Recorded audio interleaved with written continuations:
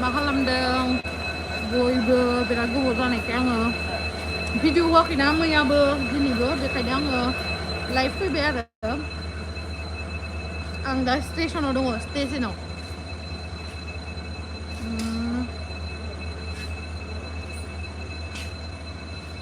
आंनि भिउवार्सफोरा उन्दुजोब्बाय नामाथाय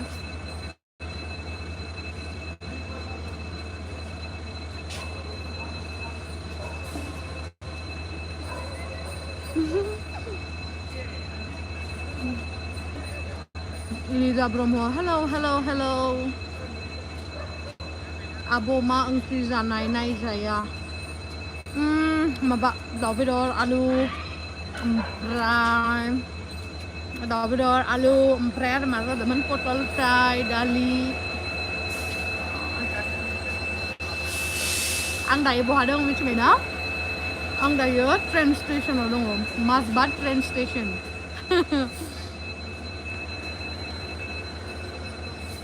फुटबलार लाभार गगा मोनना उन्दुनो हायाखै आब' सेम आं दिनै खर' सानानै थैसिगौमोन मिथिबायना खर' साना थैसिगौमोन ओमफ्राय हामबाय आरो न'आव मोनफैनायावनो आब' नों मा जादों आं जानायखौ सोंनो आरो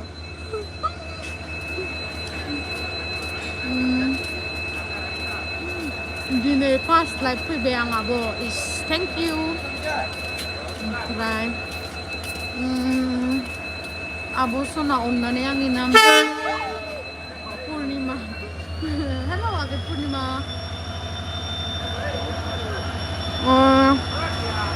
मा लांनो फैदों आब' नानि मिथुंगा ब्रह्म आङो जोंहा आदा आरो आबौखौ ट्रेन स्टेशनाव दोनफैदों जनायाव थांगोन जनायाव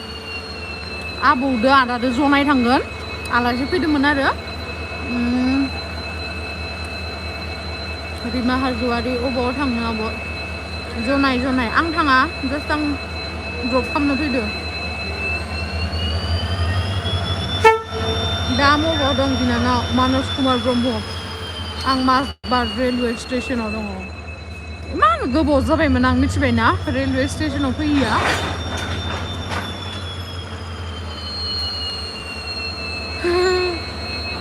गय जादों नामा हाबासुना औ आं माने आंनि मोखांखौ देखायनायाव गय जादों होनना बुंनो लाजिदों ओंखायनो बेक साइडथिं देखायनानै गय जादों होननायखौ होनना बुंबाय आरो आंनिखौबा गाबज्रिलाया आब'आ बिउटि गय आरो सरि आगै नुवाखै दी आपको बहुत क्यूट लग रहा है thank you Radha Basumatary I love you आगै एरोप्लेननि मा होनखोथाय जनाय नङा आब' मुरखं सेलेक्टसो मिथियाना आगै आङो माबोरै दं नों आङो थाबैनो वेस्ट बेंगल थांगोन आंहा वेस्ट बेंगलाव मोनसे प्रग्राम जानो थांगासिनो आरो कनफार्म जायाखै दाबो थांगोन हा बाट थाबनो थांगोन आरो वेस्ट बेंगलाव नभेम्बराव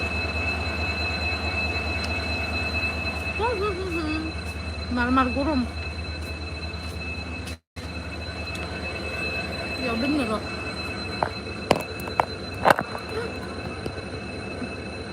आयु मा बेसाद ग्लेले फैदों आङो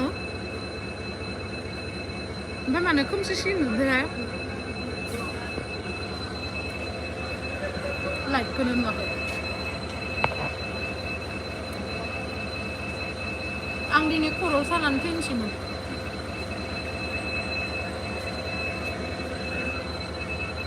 एक सेकेन्ड दैयावबो आदा फैलाय आं लाइभ फैदो आं नायलालै उन्दुनो ओंखारबाय आंखौ गुड नाइट आब' अजित बसुमतारी अके गुड नाइट नै जोंहा आदाया जोंहा मादैनि फिसाला इयो लाइभ इउटुबाव आरन ब्लग्स थेंक इउ सो माच लाकि बर' बिराद सिल्किनि आब' SMS खौ नायलायो फेसबुकआव आब'थ'नो आं फेसबुकनि मेसेजखौनो नायालायाखै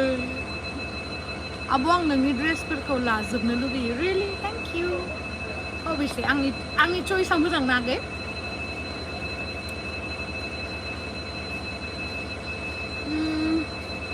आब' मोजां मा ओंख्रि जाया अनसुला बसुमतारी मा ओंख्रि जाया आदा खिथा मा ओंख्रि जाया आलु ओमफ्राय लकेल दाउ दालि झल आरो पटल एवनाय जोबोद गोदाय आं संनाय ना गोथाव जाखायो आं संनाया संदों बिनानावानो बेदरजों आलुजोंल' संनो मोनियो बाद बाखिया न'नि बाजैयानो संजोबनो गोजा आं सङाखै बेदरखौ आब' फेसबुक पेजआ दाबो रिकभार जायाखै नामा रामसियारि क्रिएसन ओहो दाबो जायाखै मिथिखायोना आं एफआइआर होनाया ओमफ्राय नोंथांमोनाथ' मिथिखायो जोंनि पुलिसनि खामानिया माबोरै मानसिफोरालाय अमा बायदि नुदों अमा जायै अमा बायदि नुखागोन आरो मोजाङैनो दंना बिनानाव गेमस्रि मुन बसुमतारी आदा मोजाङैनो दङ थेंक इउ स' माच आंखौ खबर लानायनि थाखाय नभेम्बराव इन्टारभिउ होनो थांबा ओंखाम जाहैगोन दे आब' नोंसिनियाव गुवाहाटियाव मोजांगोन ना मोनजाया बिलिफां ब्रह्म अलवेज वेलकाम आब' नानि थांबाय लाइफ फैबा मानसिफ्रा मानो कल खालाम दी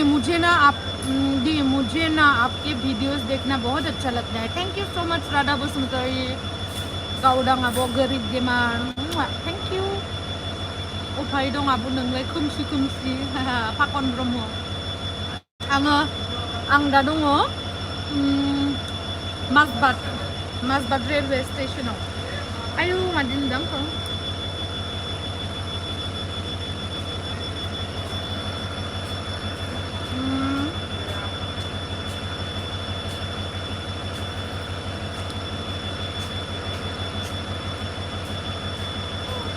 आब' आंखौ रायदों नामा जोंसार ब्रह्म आं मानो रायनो आगै अजित बसुमतारी आब' नों मानो एसे बिउटिफुल अ माइ गड थेंक इउ ओरैनोथ' मानसिफ्रा अ साइज होननासो बुङो नोंल'सो आंखौ साइज बुङो आरो थेंक इउ मल्लिका मुसाहारि आब'आ आंखौ नायसनाखै नामा नोंनाव फार्स्ट कमेन्ट खालामदों आब' गेमस्रि मल्लिका मुसाहारि नायदों आगै थेंक इउ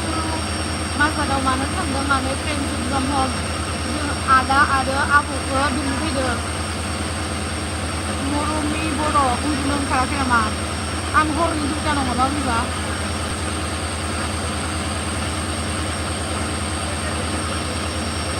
जिस्केल नार्जारि आंनि मुंला हेल' जिस्केल लावदुम बिमा आब'आ आंनि कमेन्टखौनो होथारा प्रदीप नार्जारि माने जि होनो आंनि कमेन्टखौनो सानसेबो नायफेरा गावहा स्टुडेन्ट बि ब्लग मानो बिदि बुङो नायगासिनो आंखौ नायसनथारा आब'आ आर डि ब्लग गासिखौबो नायबाय थादों गासिखौबो नायबाय थादों गुड नाइट रायजोफोर तामिरानि नार्जारि गुड नाइट ओइ आब' हाथि कमेन्टखौनो नाया माथो बान्दे अफिसियेल नायो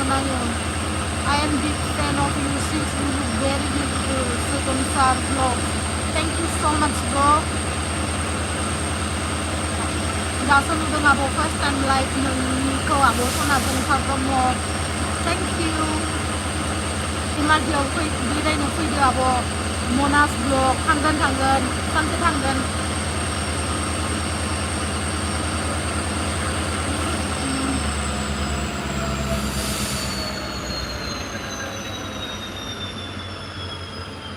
बड' गेमार्स मौ दं आब' नों आङो दायो माजबाद रेलवे स्टेशनाव दोङो फाखन ब्रह्म आब'आ सिटि सेन्टाराव थांथाराखै नामा सिटि सेन्टाराव बे पिज्जानि जिथु माबा दङ ना पिज्जा जेरावहाय मोनो बेनि खाथियावहाय पर्क मम'खौ जानानै ओरैबायदि टेस्टि आं सिटि सेन्टाराव थांबाथाय बे पर्क मम'खौ जानो थाखाय थाङो बहुत टेस्टि निकिता बरगयारि आब' फेसबुक पेजआ दाबो रिकभार जायाखै नामा ओहो जायाखै इलेक्शननि थाखाय पेन्डिं जानानै दङ पुरा गासिबो पुलिसफोरानो बेस्थ'नो इलेक्शनावहाय आयु डेन्जार गोलोमजोब्बाय आं मोजाङै ओमफ्राय सुन्दुरिनसारा आब' सनाला from Dhemaji Kunal Basumatary thank you so मानसिफोरा सोर दङ आंजों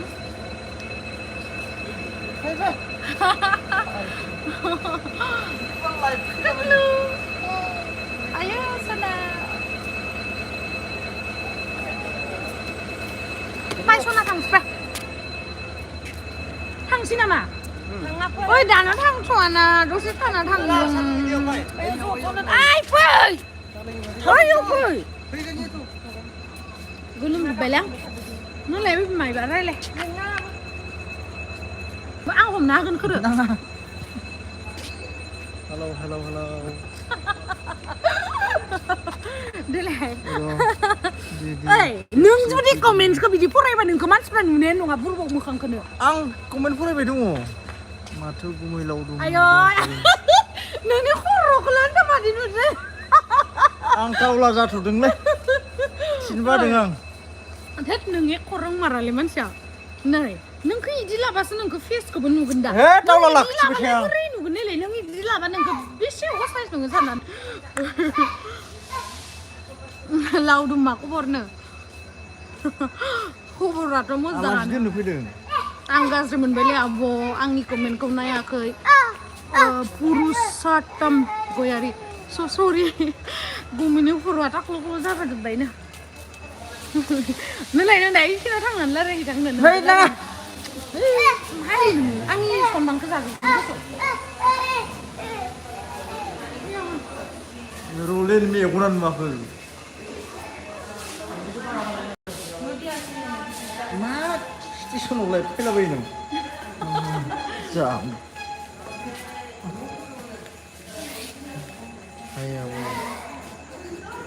आं फरायना हेल' गुमै हेल' राजु फाग्ला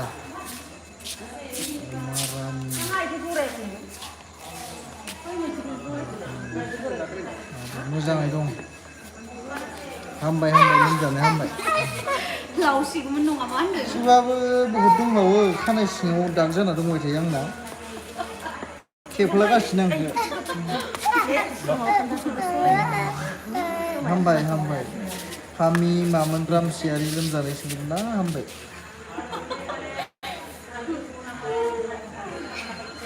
राजा बोराय हेल' हाय आंथ' नुवाखैलै मेगना आंनाथ' बिराद फिसा सिनायनो हायो आं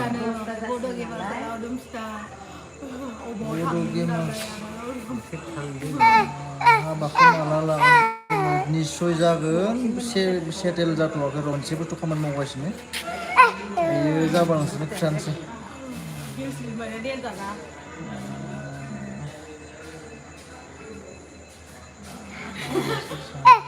फोटोफोरा जुदि फोटोफोरा नहीं देगा पैसा देने से देगा हम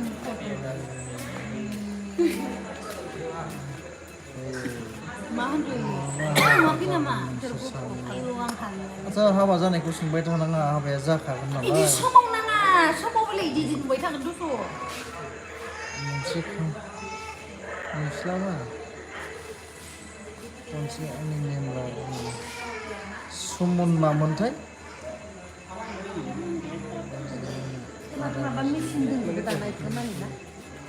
पिंकि बर' जाबाय ओंखाम जाना आलासि दोननो फैदों स्टेसनाव दे आबौखौ गाबफ्लांबाय नामा मैया अबे मोनसेखौ नोंसोर सानैनि मिउजिक भिडिअखौ बड' गेमारा होनदों दा बानायना दोनदोंमोन आं होनो होआखै दे होगोन माने आंना मोसानायानो जाया नालाय बेखायनो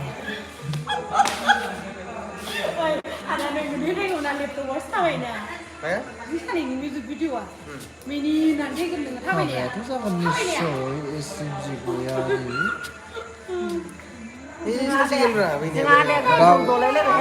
एबि फाइटार दाउजों आलुमोन देखायनोसै दे लावदुमा माबायसा थाबायदो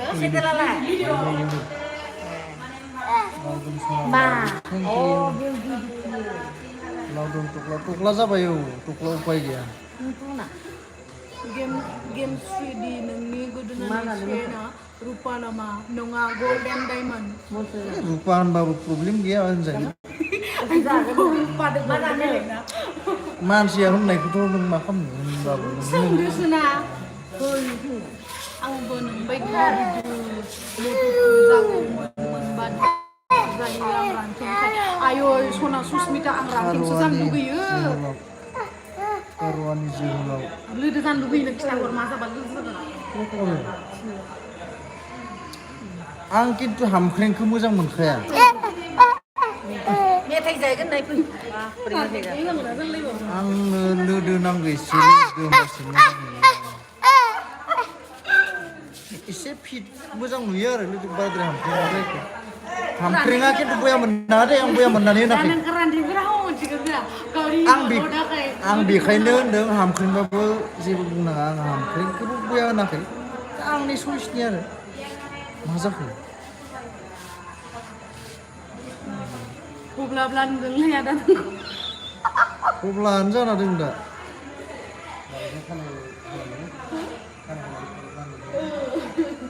नङा नों मानो मबाइलखौ इदि लालायनांगौ देलाय कमेन्टस नायबा बेबायदि थानो हाया नामा बेबायदि थाखा मा होनदों जिना बसुमतारी मा जानायमोन सालथि मानो थख्ला जाखोनो प्रकाश ब्रह्म सोरबा जिना बसुमतारी माबा राग जासिगोन नङालै आंनि बिदिनो कमेन्टसा माने जिना बसुमतारी कमेन्ट मोनथाम हरबाय आब' मोनसेबो रिप्लाइ होआखै सरि दे सरि आगै नों जिबनाव बिदि लाइफ टाइमफोरनो मोनगोना मोनाखैमोन इनो प्रथम नंगौना आदाया गान खन आब'आ मोसानो आं सिंगार जागोन मोननै मेथाइ आं खननानै बायलायनांलाय नंला आरो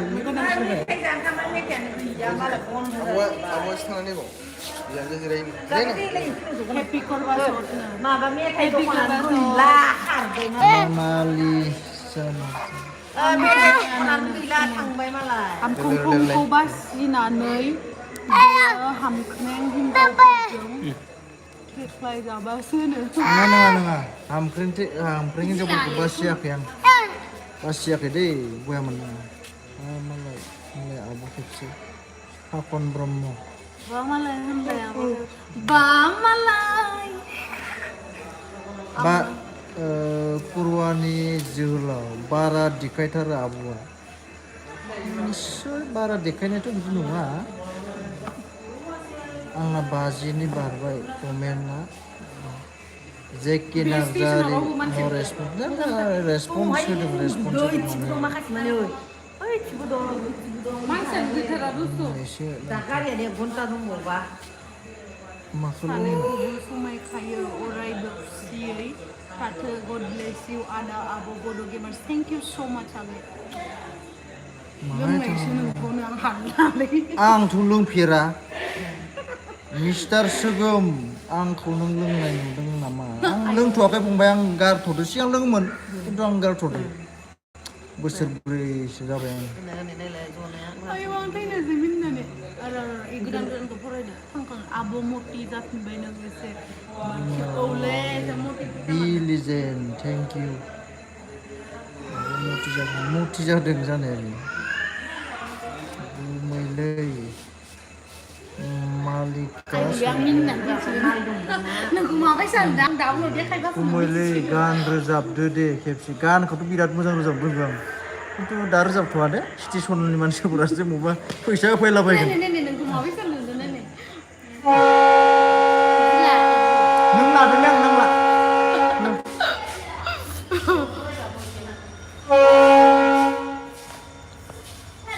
उदैया गोदोरथार जाबाय आंखौ खामजानो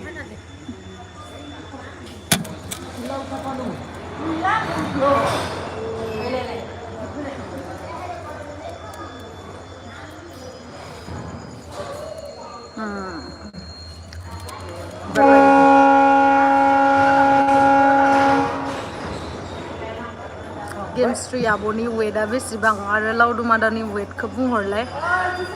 आंनिया 65 ओमफ्राय लावदुमनिया 71 लावदुमा आंदो फार्स्ट माने रिलेशनशिपाव थानायावनो 60 केजिल'सोमोन ओमफ्राय दा आंदो थाफा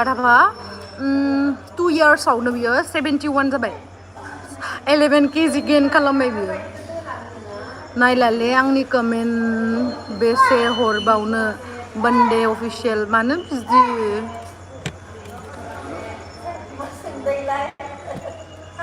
साल्थि लावजुमजोंसो रायलायगौमोन आं आंसो रायलायनो बायो नामा होमबा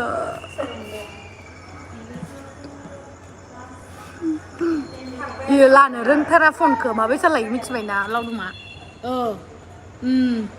बहा दं माबोरै इदिना फरायो लाइफ फैफेराना एख' मिथियायो आब'नि हाथाया मायसे मोजां बा मोजां नङालै आङो बारजांजां ए हाथाय इदि थादेरोना इदिखौसो नांगौमोन आंनो मा होनोमोनलै आदा इदि हाथायखौ ए हाथाय फेरखंसो जानांगौमोन आंनिया आं हाथाय फेरखंफोरखौ जि साइज नुयो हाथायानो फेरखङानो जायासै बाबायसु आं दिदि कमेन्ट हरनो इरागदाव ब्लग मानो बानांगौ जाखो हाय आब' अमा बिमा थंगालिया प्रणब दैमारि बोरैबा होनखायो जकि नार्जारि आंनि मुं लालै दे आब' नङाबा आं नै थैनोसै आयुलै मानो बिदि नोंसोरो जकि नार्जारि नों नाइस आब' प्र गसाइगाव आब' फ्रम गसाइगाव अके हाय आब' आं गबिन्द बर' फ्रम छत्तीसगढ़ CRPF हेलौ आगै गबिन्द बर' मोजाङैनो दंना बाखि माला सुटिया जोंहा मामाया मादि नायबाय थादों नै ओहो इसोरखौ नुवा आंखौसो इसोर नुहैगासिनो दा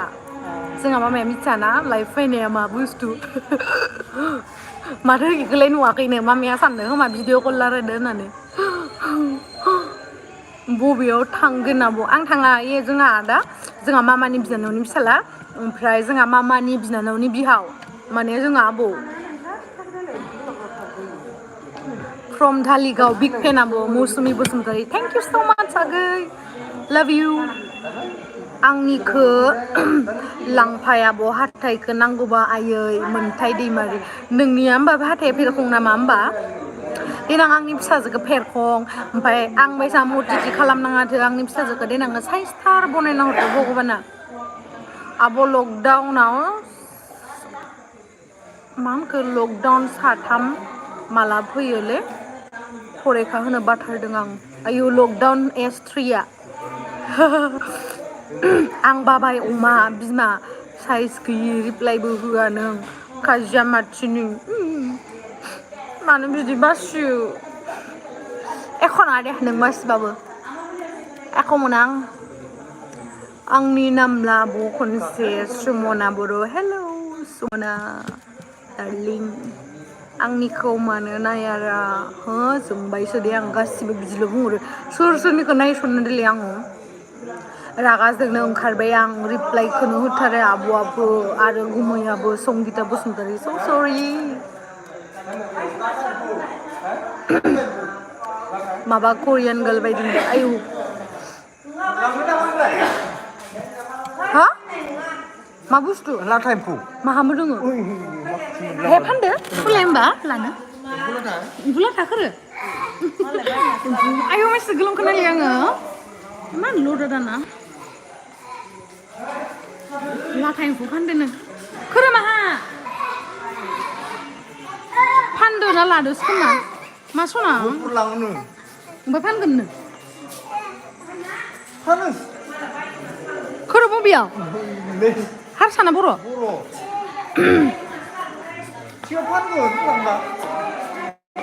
है नोंनो नामा फानगोन होनना बुंदो खोरो माथो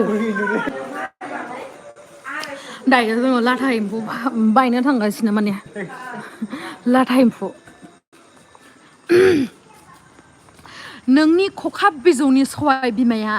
थेंक इउ स' माच फाखन ब्रह्म आगै बा मानसि मोजां नांदो आं ट्रेन स्टेसन खाथियाव जाहानि न' थानायमोनबा बेरायफैबाय थागौमोनलै मानसि मोजांथार नंमारगौ मोजांथार नांदो दसना मोजां नाङाखै खोरो ए इदि माबाना दोनलायलायदो दस एम्फौखौ सोरबा खावना लांबालाय एम्फौ गोजा नामा सोर माथो आयौ एम्फौआनो नै सोरनि एम्फौआलाय ओइलाय सिदा दामनि अ फानगोन ना बायनासो लादों हा ए फाय होमबा बायनो ए उन्दुबायमोन खोमा ना बे माबाया खानाया दंना गैया मोनसे दि माबा खायो फिथोब खानानै ओंखारै दंना खानथावख्रि खानथावख्रिया गाबोन जागोन हे गाबोन जानाय नङा खोमा माबोरै दोननांगौ होनबा इखो ओइ गोलैजोब्बाय बारा जायाखै इयो आयु मानबाय माहाबा थांलायलायबाय माथो इमान बायया एसे गिलिर जागोन बेसां होनदो सेरसेयाव बेसे 400 सेरसेयाव होमबा मा सेरसे लांनो ना आधा केजि गावथ' जानो हाया होमबाबो बिराद मेगन गिदिर बियो दे होमबा आधा केजि लानोसै ना 1 केजि दे आधा केजि हर जाय बायनो फैग्रा बेनो जानो हाया मा लांगोन इखो उफ्र नोंसोर माहानि ए फैफिनगोन गाबोनो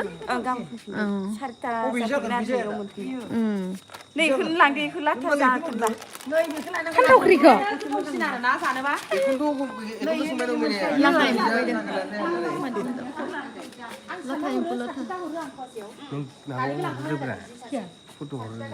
क्या फोटो ये फोटो चाहिए तुझे इतना जल्दी से नहीं दूंगी मैं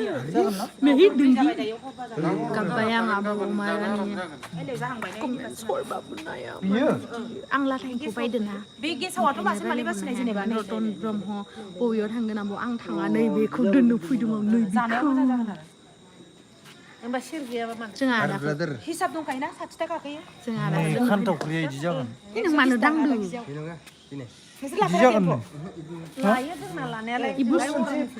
लावदुमा आयंखौ देखाय नोंसिनि मामाखौ खारन जुदि होदों माबा बेलेग बिलाइ होदों था बिलाइ होदों 70 थाफोरबो गाखोनो हागौ 65 था गाखोनो हागौ इन्दि बिलाइनिया 60 थाल' गाखोगोन आरो अजन बारा जायोना आरो लोदो बारा जायो मेजेम जाबाय खोमा एम्फौआ आनि मोना लादे एम्फौ नोंसाबाय आनि मोना आनि बुधबारि मोना लादे आधा केजि हर आं फार्स्ट बायबाय नालाय दा नोंसिना बिराद मोजाङै नांलांसिगोन आरो बेसे उथियो पुआ 100 पुआ खैथा उथियो दं पुवासेयाव होमबालाय 120 ता हरनांगोन ए एम्फौ मासेसो रानो माबायो पारलायाव फाना सानगोन हो ए पारलायाव फाना फारला फानो दा फारला गैयाना जों हलसेलावसो होयो नालाय ए होमबालाय खम फैबालाय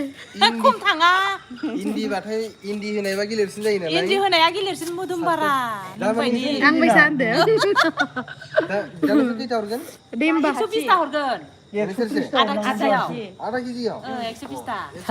120 ता दे होमबालाय 120 ताया बाङायल'सो माथो खैथा जागोन होनलाय एम्फौ लाथाखौ गब जानो हायोना खिन्थु बिराद जानो हायो एम्फौ लाथाखौ दाखै बाबाया लाबो नागिरदोंमोन ओमफ्राय माबा माजबानिफ्राय लांनो नागिरदोंमोन उनाव जायगाबो गैया थैगोन हर जाबा नालाय मामाया जा माजबानिफ्राय लांबाथाय मालिकआ अमा लांफैबा इलाय इसोरखौ दोननो फैदो जाहा आदामोनखौ जोंहाथ' जोंना अराङावनो नङा गेला गुफुर लामा जोबजासे थांनो नागिरदों ट्रेनाव इसोरखौ दोनफैदो नै दा गारियानो माला फैयो फरायनायानो गोसोआव 11ता एसेबां फैबा मोजां फराय दे ब्लेक पिंक ब्लिं एडिट मोजां फराय मोजां हो रसना दांना गार्लफ्रेन्ड नांगौमोनलै आंनोबो आब' नों बायदि मधुसु गार्लफ्रेन्ड नांगौमोनलै फर्स्ट जाबाय ना जाबाय एम्फौखौ सानगासिनो नै जोंनिया आयौ इमान माहायल' 200 थाखायाव मोदोम जाबाय बियो रसना ना मालाय साननायसो हामा जा मामाया लाइफ फैनायखौ मिथिया माबा भिडिअ कल रायलायदो होननानैसो सानदो ओमफ्राय दोङो मा होनो प्लास्टिक आधा किल' लागोन ना किल' लागोन आधा केजि बानो थोगोन सत्तर मानसि दं प्लास्टिक गैला खोमा आब' एम्फौखौ फोरानजायोना फोरानजाया फोरानना जायो ए नङालै खानथावख्रि जानाया होमबा माला जायो ये बुस्थु दा दोनबाय था बेखौ फिथोब सिङावसो मोनो प्लास्टिकआ मोजां दं नों लाखादा ये ना गोरान बायदि सालाङो टेस्ट जायाना ए प्लास्टिक नंग्रा नङा नायलाय ओइफोरना लाइ बिलाइ हरबाबो जागौमोन लाय बम दालाय ini budi Hit the comment listener, hit the comment listener. God bless you, Abo, your family. Fungka Brahmo, thank you so much. आंनाव थाय प्लास्टिक गैया दे Jago monday, no. आं फैसा ला Mas pat mak kami? Singgabil. Jingabil. Oh, Jingabil mau bikin mana mak? ले जिंगा बिलाइ माबा Nusu sana idun tanggut. माबाखौ बारलाङो माबा लाल पानि बारलाङो सानैजों सासेजोंबो थाङो जों थाङाना Harsing babu tang. इल'सो दिनै खम खायो इल' लादों जों नङाबा डिमापुराव थाङोमोन आरो Eh, Dima pro fani. बिमाफोरखौ बिराद दाम मोनो Baik konan langena nunggu bupsi. न'आवबो फिसियोबा दोनथ' सनाय एसे जायो Hurbai to, zabai na? Ang ayo light nuwaku yang ku. Tato deh abo. Abo games reply kono hula nang abo. Reply ke guys ni lau dumbai na ada games tri agai ni. Joy life fini ko dination wale oh rose boro. Mahana lau cuma life side prepare nurunga. Mana bio life prepare ara na. Try. Life fui baba madla re mitre na ye jila na sla re renga. Ayo impus muslim ko male. So ayo thana ngai chen thang. Try. Ayo impus mo bai bai. BTS na sne abo please provide snayer Rozuki Brahmo man sne jane. Nang bela time po bai di tara bo ba. Ngle agai mahalam na. Sai na le. Abo Mars station biya bata hibat Masbat station ang ni khomane reply ga serba jiti Masbat railway station ni khaथियाव दङ बाथाय लोगो मोनगौमोन ओइ सनाय आरे मा थांना दैया गाबरा सबनासो एदि हाबैसो एकेबारे मारदिम पलि दाना एवना जाहैदो एम्फौखौ दासो खामजाना फैनो दाउ बेदर आलु खोमसि थारना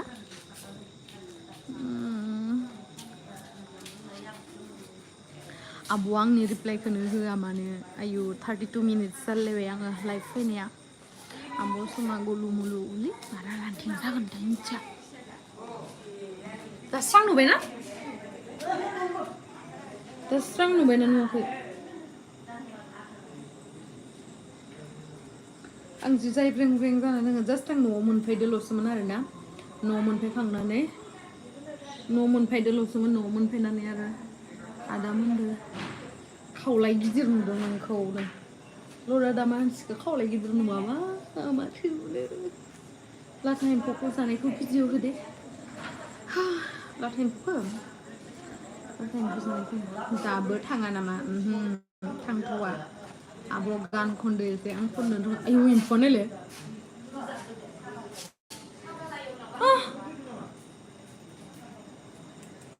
गुमैलाव दं आबो मथि आगै टिक्लु आरो मामा गुड नाइट गासैनिसिमबो उन्दुनोसै आं अके गुड नाइट गुमैलाव दं आलाय आबो मामाजों जना दोङो नों गिया एम्फौखौ जानो आं हले जाफेराखै गियो आं जानो सुस्मिता नार्जारि एख' गिया आं जाखायो ओमफ्राय लावदुमाना एम्फौखौ जाबाथाय पुरा एलार्जि जाजोबो आरोना माने पुरा माननाय जाजोबो आंनियासो गुमैयालाय आब' दङ इयाव मामासो आब' ट्रेना खैथायाव फैगोन ट्रेना 11 फैगोन ओमफ्राय जों इसोरखौ दोननानै थांसै आरो जोंनि बेथाया आं दिनै मानि थाखाय इदि गस्ला गानदों आं बिराद लोमजादोंमोन आरो लोमजानायखाय गानो आङो थांदो आदा लावदुमजों बुम्बुर गाजा मानसि थायोलै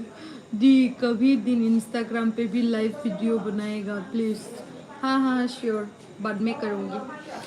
मैं ज़्यादातर इंस्टाग्राम यूज़ नहीं करती हूँ क्योंकि मुझे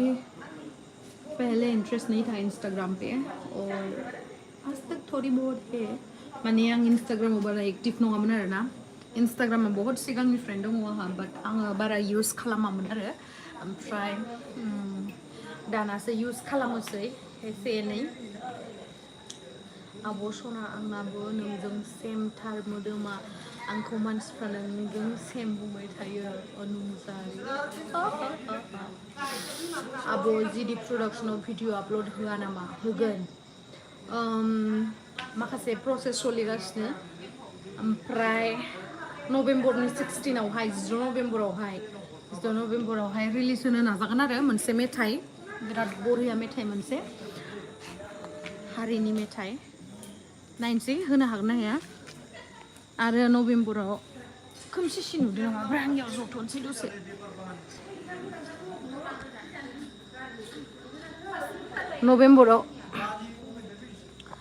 नभेम्बराव होनो नाजागोन आरो ना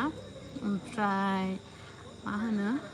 नायनोसै होनो हायो ना हाया आरो नभेम्बराव आङो एकदमबारे बहुत बेस्थ' नभेम्बराव आं वेस्ट बेंगलबो थांगोन नेपालबो थांनांगौ दङ आयु मा थांगौनो जाबायलै आं थांनो होनबानो आं लावदुमा लोमजाबाय थायो सना नोंसा आदानि फिसालाखौ नलबारिनि मोनसे मन्दिराव लाबोनाय सुन माथोआ ओंखारगोन सागेन बर' औ जागोन दे लांगोन बिराद नायजाबाय थादो जोंहा टुकलुखौ दाख्लैबो जनायावहा लांदो ओमफ्राय भिटामिनफोर हरदो आरो ना डक्टरा बेखौबो जाहोदो आरो खोमानि मेसिनखौबो बायना होदो आरो जे बेयो मा नाममोन डक्टर मायबा मोनसेमोन ना पान्जाबनिया बै जे प्रे खालामोना खृष्टानफोरनि बेयावबो आं रायज्लायहरखांबाय आरो प्रेबो खालामखांबाय ओमफ्राय दा जोङो थांनांगोन खोमादां आरो ना बर' साहित्य सभायाव फैगोन नामा अभिषेक ब्लग बहा जागोनथाय बर' साहित्य सभाया आं मिथिथ'वाखै मन्दिरनि नामा बालि लेसा अके बालि लेसा बिराद डेन्जार नामा इयो मन्दिरा माबा मोनसे बिबानो मोनो खोमा ना लाथा जाबा इमान खर'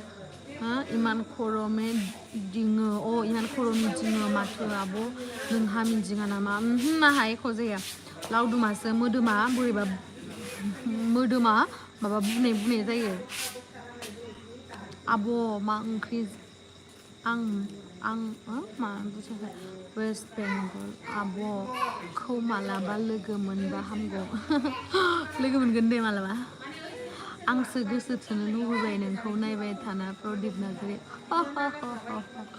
आंखौ रावबो गोसोआ आंखौ लावदुमनि आब' नों उरखावनि संखौबो लायोना उरखावा जोंनि गामिनि आब' औ आदा उरखावा आंनि फेभरेट बेयो बिराद मोजां मेथाइ सुजुयो आरोना बिराद टेलेन्टेड आदाया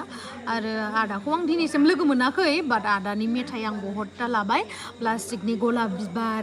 दाउदै नों आंनि होननायाबो बेनिनो बहुत मोजां मेथाइ माबायो बियो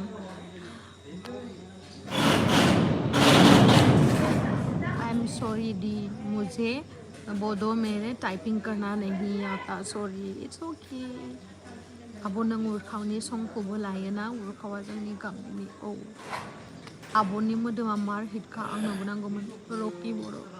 नाङा आंनो एसे स्लिम नांगौ हेकार लाब अबेसे हेकारदो आरो लावदुमदोल'सो मोजां मोनोलै आंखौ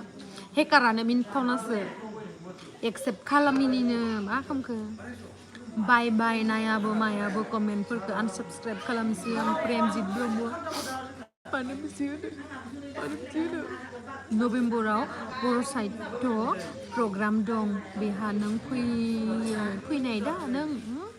अबेयाव जागोन अभिषेक ब्लग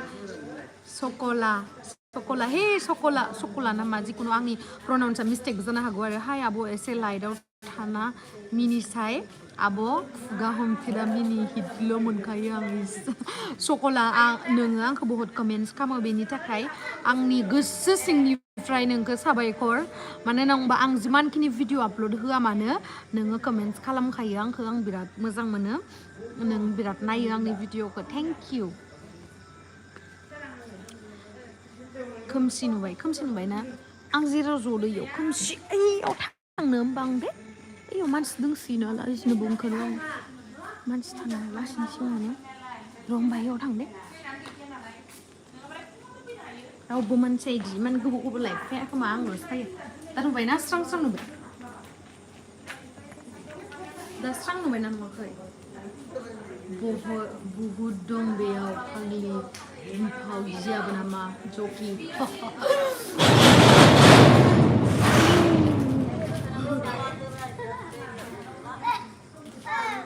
मा बुस्थु गिलायलायबाय आं गिबाय आंनियाव थाला मा स्टेशना जाहैबाय गियाखै दुम होननानै खामथारना मानसिखौसो गियो आं मोदायखौ गिया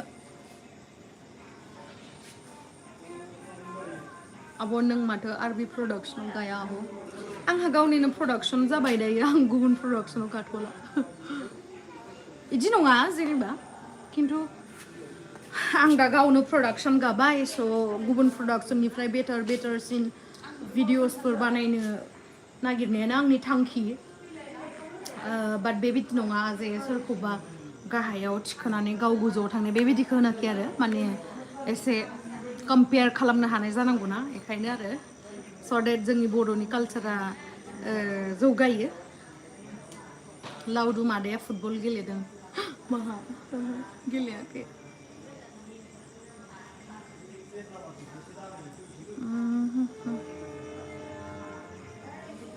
ओइ आब' गेमस्रि लावदुम गुमैखौबो देखायदो खनसे जोंहा मा मादोसो रायलायगासिनो देखायहरनो आं होमबा ओइ मा जाखो थांसै फाय होमबा आं रायलायनो मोजां मोनो आं नोंजों रायलायनो मोजां मोना आं लाइफआव रायलायनो मोजां मोनो बेखायनो आं लाइफ फैबाय थादों बुजिया नामा नोङो आंनि माथोखौ सोर सोर खोनादो देलाय आंखौ लावदुमा होनबाय थादो मा लाइफ फैबाय थादो होननानै आयौ मा बुस्थु इदि गाबबाय थादों अ मा बुस्थु फैदो थांसै होमबा जोङो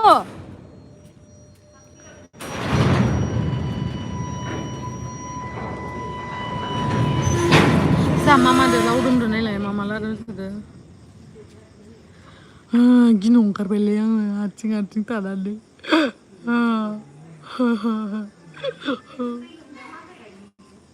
ट्रेनाबो फैया फैथ'वा दायो ट्रेना माबायावसो फैगोन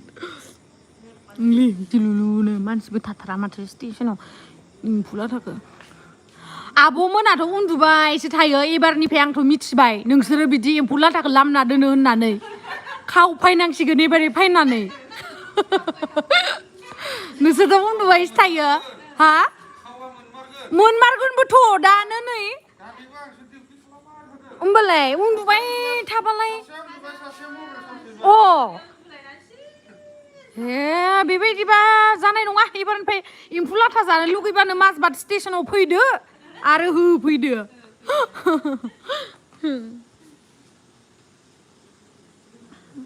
आब' नों मायाव दं जाखो दालाय आङो माजबाद स्टेसनाव दोङो माजबाद रेलवे स्टेसनाव आदाया थांबाय नामा थाङाखै मालगारि लाखिना दोननाया बिदि गाबदों आब' गिनाङा गाबखायो बिदिनो प्रेमाव जनानै आं मिथियाना आङो मा होनो इदि बिराद गोबाव जाबाय रेलवे स्टेसनाव फैयिया आङो लास्ट टाइम ट्रेनखौ माला गाखोनायथाय आङो 2015आव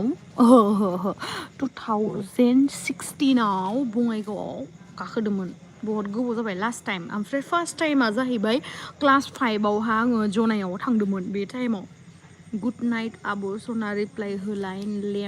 नेम लानानै गेरेमसा नार्जारि एसे बुरजा लाखि आब' एम्फौखौ प्रमिला ब्रह्म मानो थाखाय आगै एम्फौखौ आधा केजिल' लाखिदो बारा लाखियाखै एम्फौखौ लावदुमाबो जानो हाया मामाबो जानो हाया सोर जानायनि एसेबां जाब्रा लाखिनो सोगोमसार ब्लग्स आब' नोंबो बायो थायो आं नोंखौ फन खालामदोंमोन नों मानो रिसिभ खालामाखै आगै नोंबा बबे नाम्बाराव हरदो आब' आं हिन्जाव हौवा नङाथ' आब' रकि बर' अके नोंना नामा रकिसना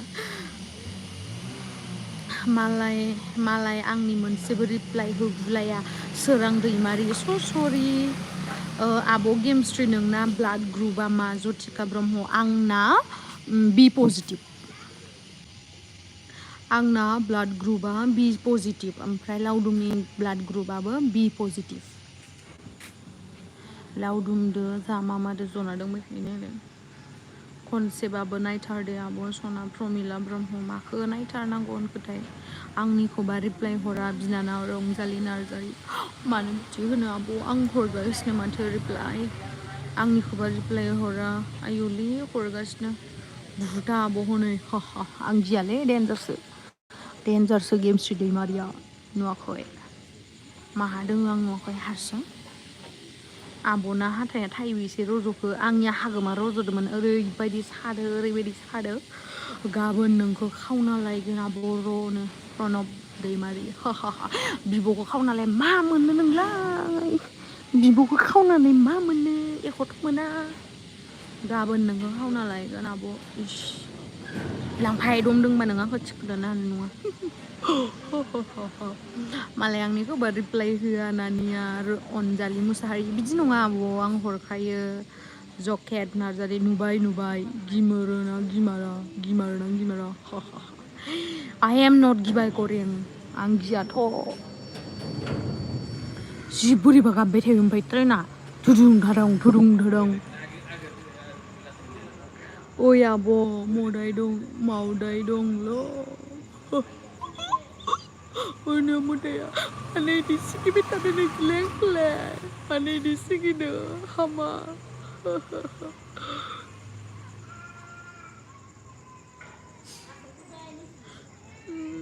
खर'नि खानाया दोंबेसे दं आब' नोंनि खर'नि खानाया दोंबेसे दं नोंनि खर'आव जेसेबांखिनि खानाय दोङो एसांखिनिनो आंनियाबो दोङो आब' नों जिदि प्रडाक्सनाव भिडिअ एलबाम लाबोला नामा सोर बुंनाय लाबोला होननानै लाबोगोन मानो लाबोआ जेब्लासिम गेमस्रि दैमारिया थांनानै थागोन अब्लासिम जिदि प्रडाक्सनावहाय मिउजिक भिडिअखौ नुबाय थागोन नोंथांमोना अके आं दासो फैदों र' मा बुंखो थाय बहा थांदो सना बिजय सरगियारि आङो फैदों माजबाट रेलवे स्टेशनावहाय ओमफ्राय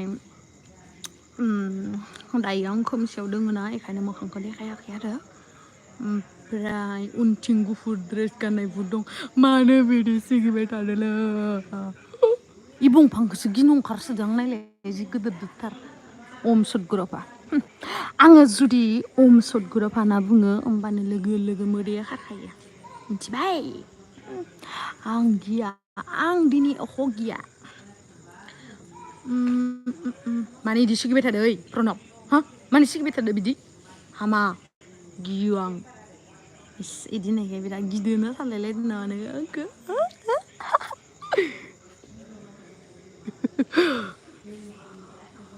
मा थांथ' नामा है जा मामिया नायलाय रायलायबाय थायो स्टेशनाव मा लायखोलै राजेन्द्र नार्जारि अफिसियेल लकेल भिडिअ बा ट्रेन स्टेशनावहाय जोंहा आदामोनखौ दोनफैदो र' आब' गुमैया बहा थांखो आब' गुमैयानो हैलाय नुवाखै नामा गुमैखौ इयो ओमफ्राय इयो मा गिनायखौ खाथियाव लानो नांदौ आब' अयफास जायो येप जा गाजा रायलायखायो सोर' दे आदा मेथाइ खनना हो मोनसे दे आदा थुख्लुआ नायलाय मा सना दे मेथाइ खन मोनसे दे जिखुनु बर' मेथाइ लासै खन मानसिफोर दंना लासै दे अननाय होनाय नोंनि आयु आं हाल्लालै बोरै बावनो आं गलापिसो सानो नोंखौनो आरो मोनसे खनबावदो आरो माबायदि खनबावनो दे आरो मोनसेबाव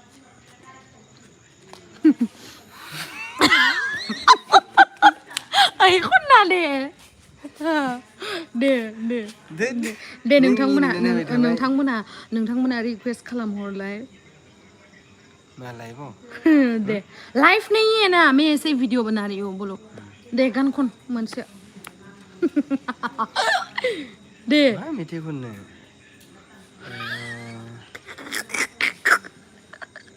तुम दिल Hai, hindi nungali. Buru kon. Hindi. Hindi. Di. जिरि जिरि बोहैलांनाय Naibe desaku. समायला Wait, mama music ni time hoa. Music ko ang hugon de. Pas me. 1 2 3 go. जिरि जिरि बोहैलांनाय नैबे दैसाखौ Ding. समाय लानानै बुङो नों आंनि Ding. फै सना नों Katiau. खाथिसिनाव Na na na. सावगारि बोनि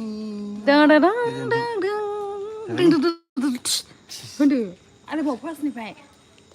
आरो मा दंबावो गाय Iman susah loh. Oh. Dia ada bawa. सर्ट सङालाय आरो Dia ada bawa pas belik. Belik macam. Dia belik macam kon belik macam. जाडो फुंनि समाव Yes, gelap. सिखोला बहा थांनो साइकेलजों Azali. आजोलि आंबो ओंखारदों दानो Ini जोमै kan kena. Musa mun bayang. Nangkep. Iman bintunar gitu ya. Dulu ya kele. Kele.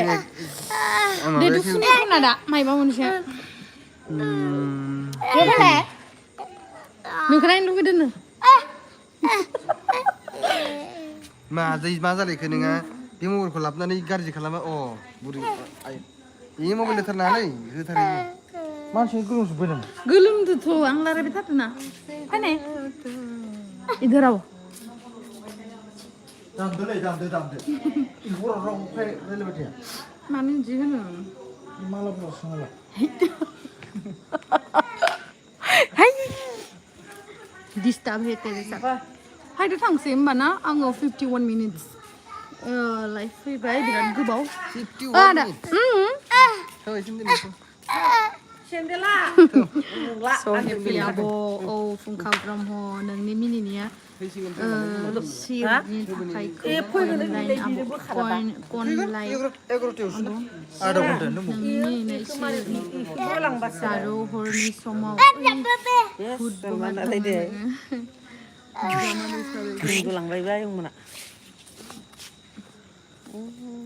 जिरि बोहैलांनाय मा नों भिडिअ कलसो लारायदोंना सानदों नामा आंखौ खोमसि सिधारसिन फाय थांसै 25 crore बिदि 25 crore अ दिल जागासिनो ओंखाम जानाया दै लोंनायसो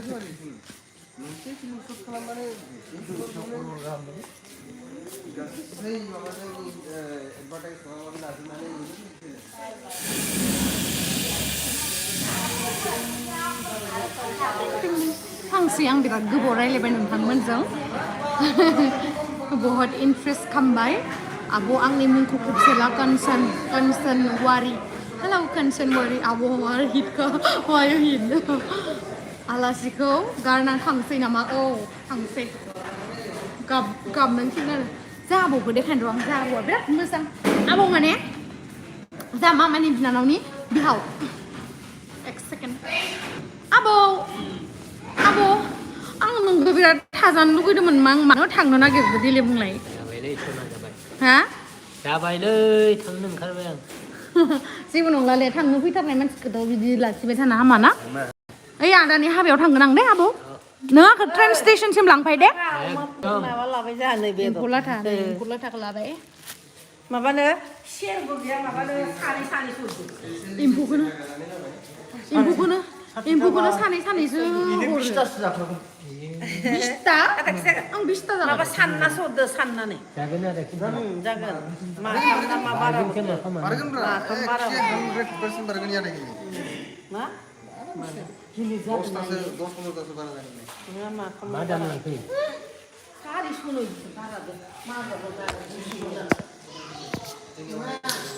आंनो हरदो नोंनि दासो नुसनदों नंगौ नामा आं इनिफ्राय थानानै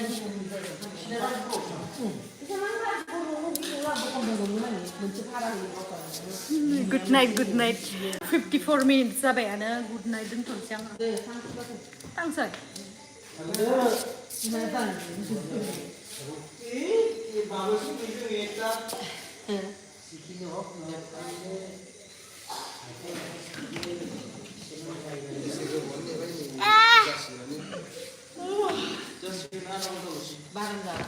मा 11 जाबाय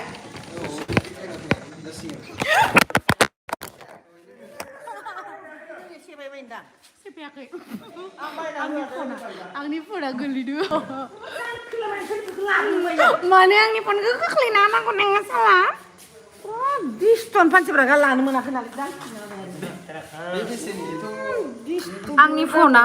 टुक्लुआ सोमावना होनानै खोख्लैदो बायाखै बबाव थांनो नागिरदों गुवाहाटीनि अबाव थायो आब' नों आयु माइसे पेटे जाखाङो खाय माहा थाङो खायाव नङा जनायावसो जनाय नोंनि बलिउडनि फेभरेट एक्टरा सोर आब' सलमान खान जन इब्राहिम नोंनिया सोर फेभरेट एक्टरा ऋतिक रशननि गन्थंखौ नायनाय माबायसा सलमान खान बायसा हेन्डसामानो गैया ओमफ्राय ओइ माने इदि होनोलै मोजां मोना होननानै आं मोजां मोनो आं सलमान खानखौ मोजां मोनो ओमफ्राय आरो माबा सलमान खान जन इब्राहिम ओमफ्राय विकी कौशल आंनिया बहुतटा दङ सासेल' गैया फेभरेट होनबा आं सासेल' गैया विकी कौशल दे होमबा सलमान खान सलमान खान ओमफ्राय एक्टरनि एखे पुरा जेन्ट्सफोरनि मादाव सबसे फेभरेटआ सोरनि जेन्ट्सफोरनि मादाव लेडीज आरो जेन्ट्स थायोना जेन्ट्सनि मादाव सबसे फेभरेट आरो जिखुनु जेन्ट्स जा होनबाय ना सलमान खान इले अ बेनो नोंनि फेभरेट बेनिया नङा सलमान खाना आंनि दीपक कलाल आं सलमान खानखौ मोजां मोनसिगोन जनाय फैनो नागिरदों नामा भुमि बाला औ बे आदा मोननो थांनो नागिरदों आं नङा आं दोनथ'नोसै स' थेंक इउ स' माच गाइस आं दोननोसै गुड मर्निं जायाखै नामा स' थेंक इउ स' माच गाइस आंजों लाइभ फैनायनि थाखाय बाय बाय नोंबो बाय बाय होनहरदो खेबसे good night to all of you आब' गुड नाइट होनना बुं गुड नाइट दे गुड नाइट अ बरिया गुड नाइट गुड नाइट लाउथब मर्निं आयु morning advance morning bye bye good night आरो उनाव रायलायसिगोन गुड नाइट आंना आसि जाफ्लांबाय Good night. खोन्थायगोन जाय लाफा जानो कमेन्ट दे गाबोननो फैनो हागोन टाइम आरो बुदा बाय बाय